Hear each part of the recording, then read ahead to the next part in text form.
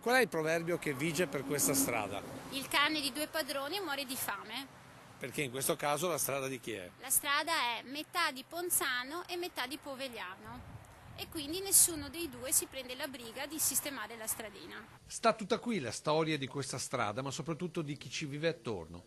Siamo in una laterale della provinciale che dalla Postumia porta sul Montello, nel punto di confine tra il borgo di Sant'Antonio di Ponzano e Sant'Andrea di Povegliano. Via Pascoletto racconta di un antico viottolo per i prati della comunità adibiti a pascolo, diventato nel tempo e con le edificazioni una vera e propria strada.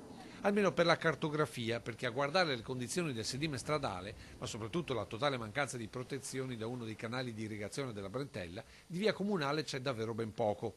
Via dimenticata ma anche pericolosa, visto quello che è successo a Stefania Marin, che qui ci vive fin da bambina. Siccome ci sono le buche, di conseguenza io rimango da questa parte con la macchina per evitare le buche. Scivolata e la macchina è andata a cavallo di questo fosso. Solo grazie alla velocità moderata l'auto non è finita completamente nel canale, ma tra il recupero del mezzo, i danni meccanici e di carrozzeria comunque il conto finale è salato. E quel che è peggio è che rischia di ripetersi ogni volta che c'è visibilità ridotta per un po' di nebbia o d'estate per l'erba alta.